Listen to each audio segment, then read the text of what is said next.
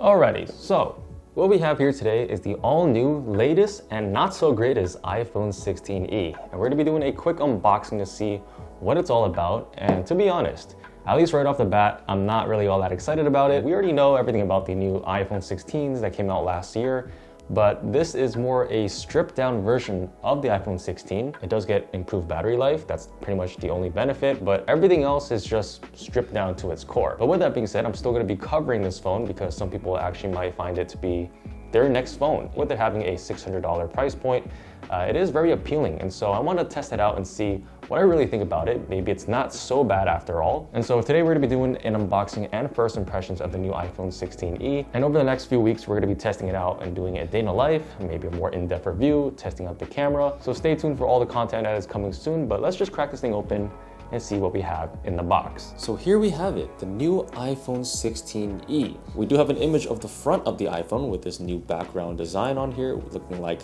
a water droplet. Very clean design. On the side of the box, we just have iPhone. We have an Apple logo on the top and bottom. So very straightforward. The back will just have all of our information. As you can see, this is the white color with the 128 gigabytes, basically the base model. And so let's just open this thing up and see what we have on the inside. We got two pull tabs, top and bottom. So we're gonna go ahead and just lift that up. I definitely miss the old-fashioned plastic versions. It's a little more satisfying. This rip-off tab thing, I never really got used to it. But anyways, let's see what we have inside of the box. Voila! And we have a new phone with the back facing you. I'm gonna put that aside. Underneath, we do have a braided cable, USB-C to USB-C, which supports fast charging as well. We have our documentation over here. No charging block, which has been the standard. And inside this little booklet, we have our quick start guide and warranty information. So very basic, just two sheets over here. I'm not sure if the camera has some sort of protector on it, but it does look like there's some dust already or some sort of layer on there. Not too sure. But oh wow, look at that. This is even out of whack. See how it's misaligned?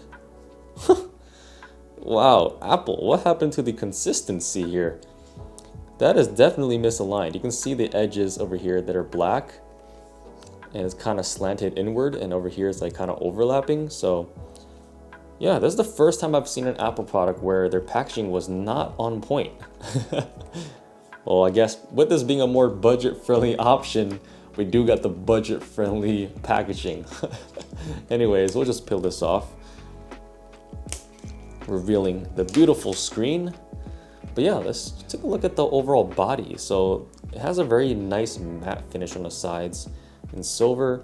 The buttons are nice and tactile. We don't have the camera control switch on this one, but we do have the action button. So very similar body style to an iPhone 15. The back side looks like an XR with a single camera. I kind of like this design actually. It looks a little cleaner compared to the dual cameras on the standard 16. It's also extremely light. You know, I haven't felt any phone that feels this light in a long time. And the size is pretty nice. It fits my hand. It's not as big as a Pro Max levels phone or a plus size phone. But yeah, comparing it to my 16 Pro Max, you can see the size difference is pretty substantial. But I do think the 16e feels a little nicer in the hand.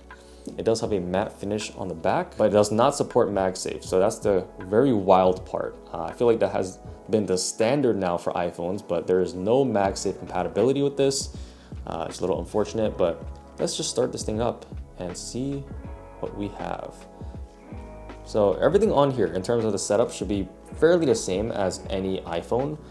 Basically just go through the menu and you could either set it up as a new phone or set it up with syncing your old data over. But we're just gonna go through the menu here. We'll click on English, United States.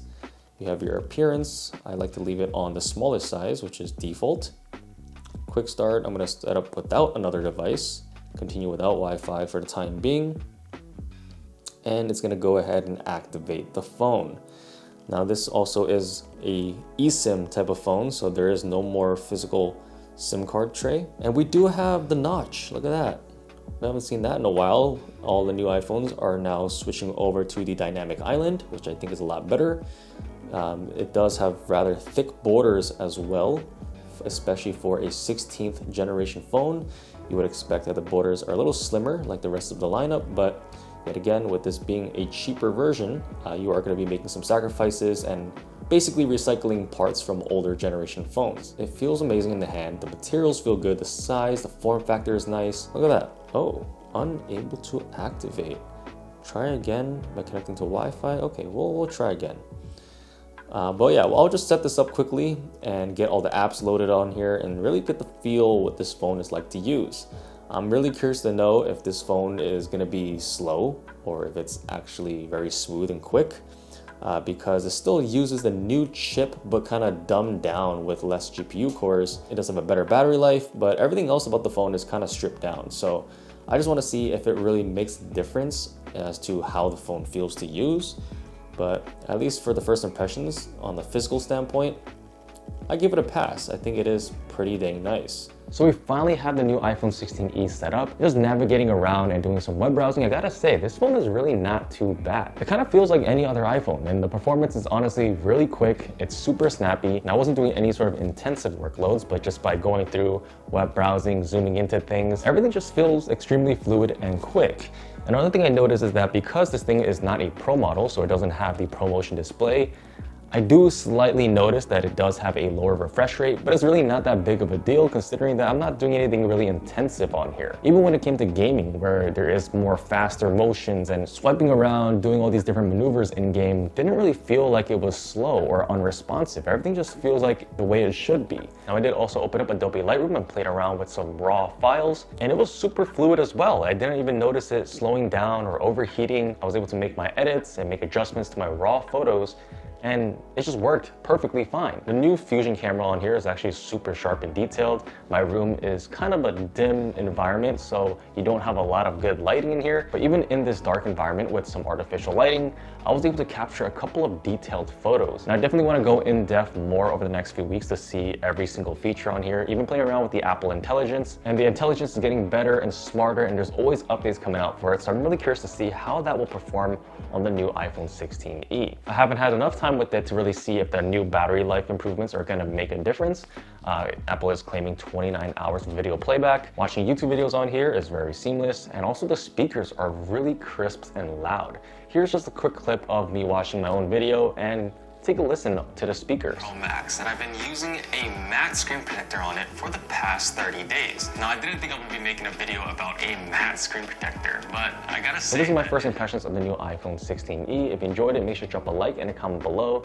Subscribe to the channel if you haven't already, and I'll see you in the next one. Peace.